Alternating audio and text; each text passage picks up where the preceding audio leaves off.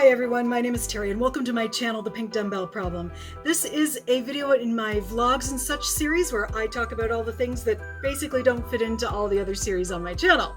And today I've got my scrunchie, I've got my Frankie Say Relax shirt, and I've got my leg warmers. And we're going to talk about fitness trends from the 1980s. I organized today's content into several categories. So we're going to look at celebrities who got into fitness and fitness people who became celebrities and different brands and maybe a bit of the fashion trends. And I'm also going to do a bit at the very end, so you have to stay tuned, about the things that we think were in the 80s but actually came a little bit later. And that's going to really surprise you.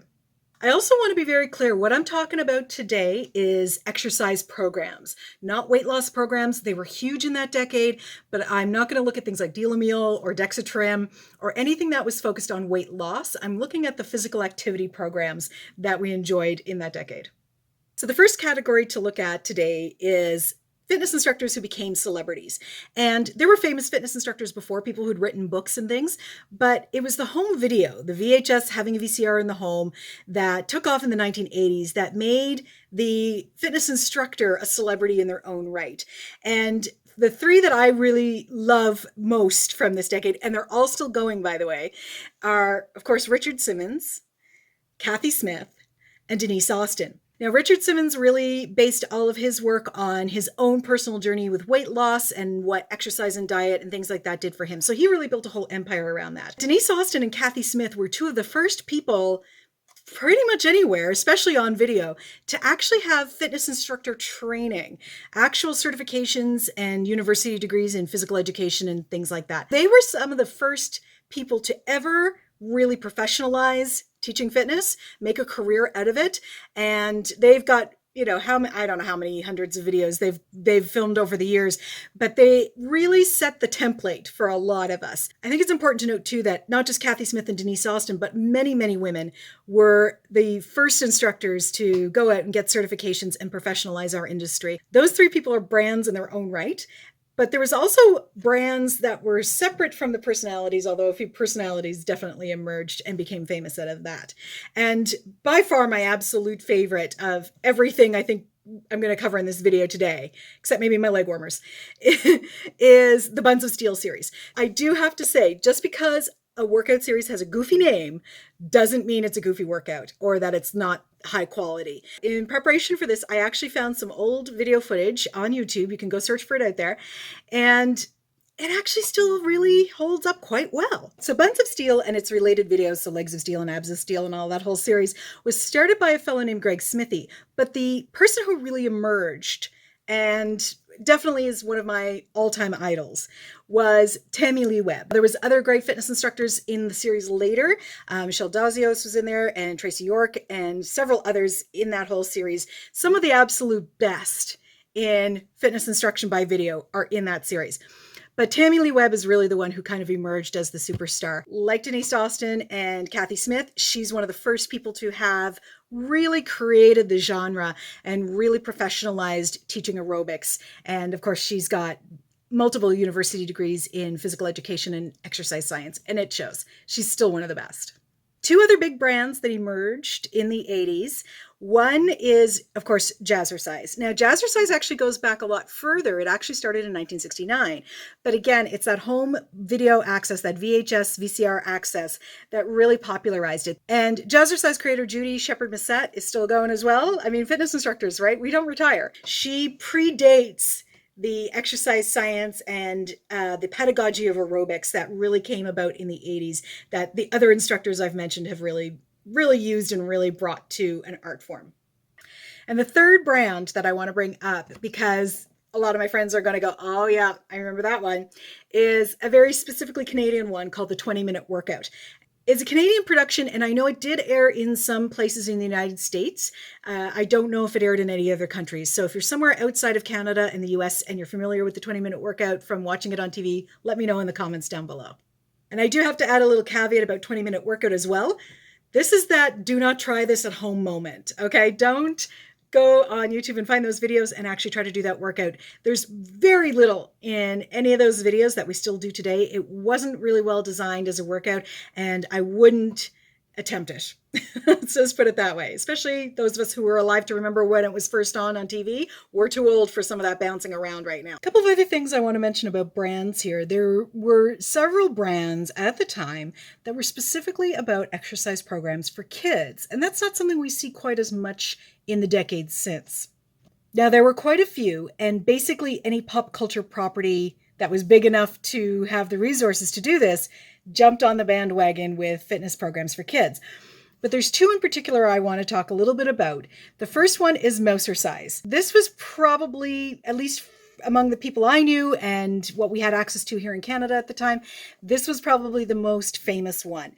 And it was, of course, Mickey Mouse and the Disney characters. There was an instructor teaching the workout. I don't think she was certified. I think there was probably other people scripting it for her. And of course, people in the Disney character costumes to do the workout as well. The other one, and this is probably, I think, the most unique format of any of the ones I'm covering today, was a toy series called Get in Shape Girl.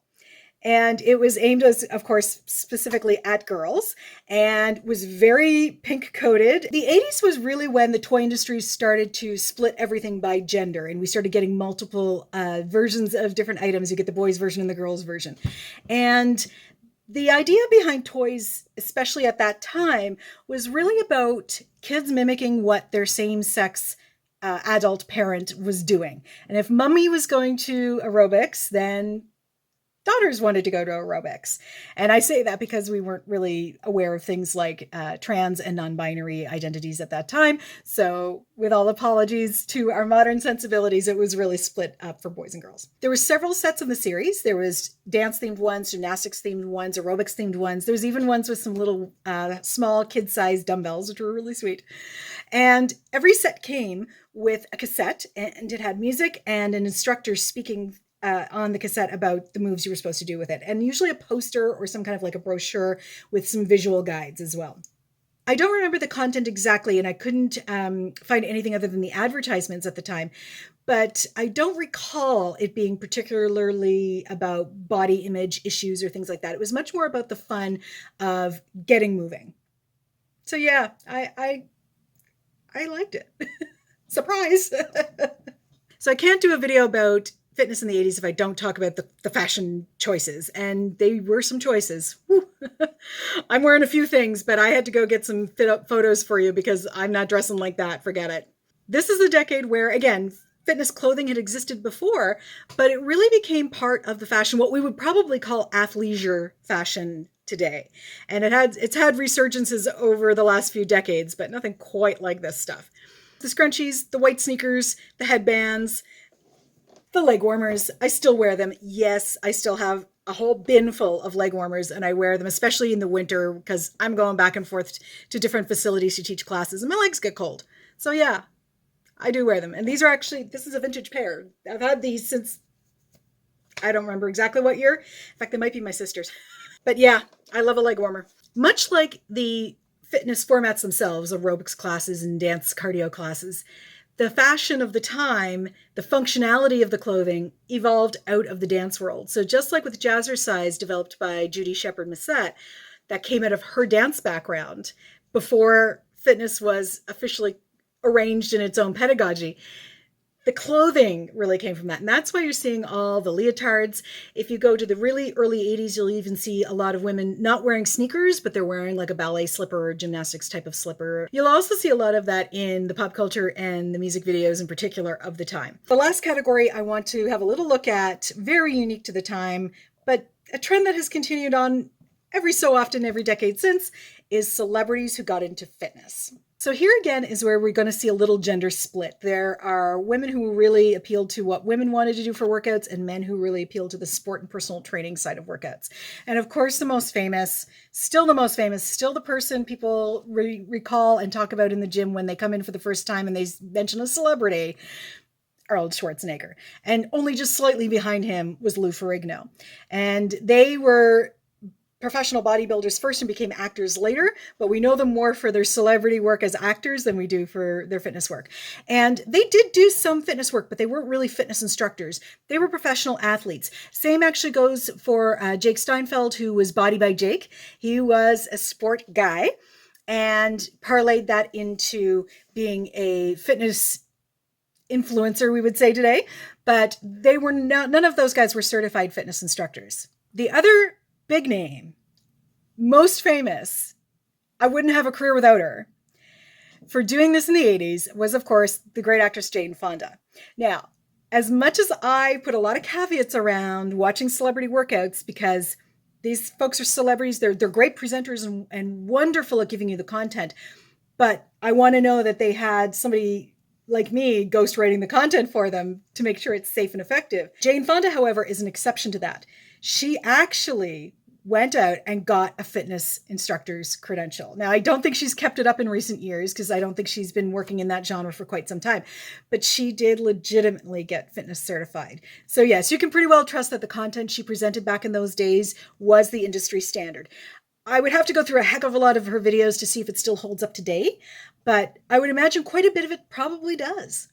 And of course, there's loads of celebrities who put out fitness videos and books, and most of the time, they were actually ghostwritten by actual fitness instructors, and the celebrity you see was there to present it and to really push the product. Some of the celebrities who had really popular workouts, really top-selling workouts, were, of course, Cher. She had several videos.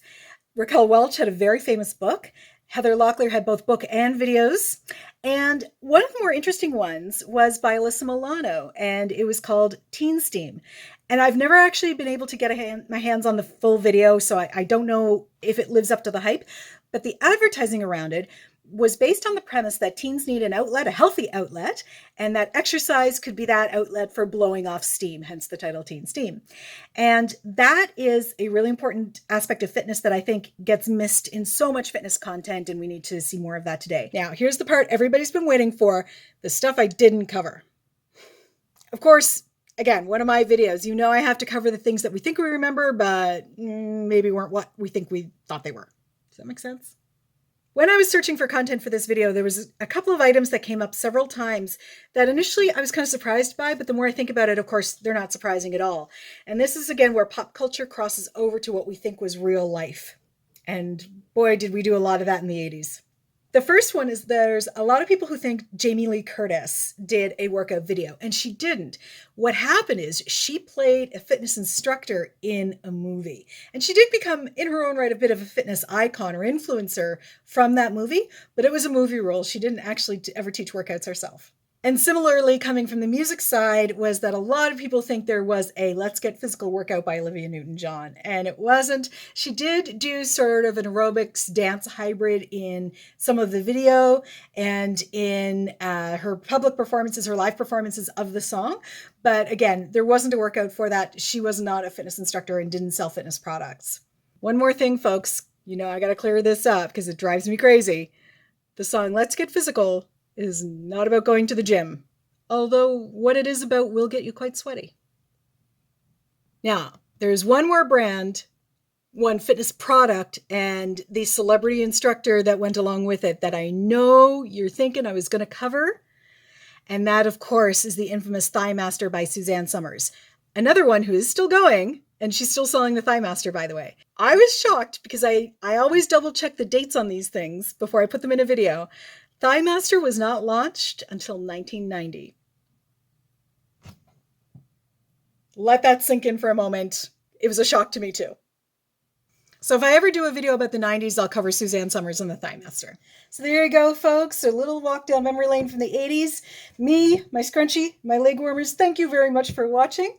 Please like, share, comment, do all the YouTube clicky things down below, and tell me what some of your favorite trends were from that decade or any decade. And as always, lift heavy, fight the patriarchy, and I'll see you for the next one. Bye.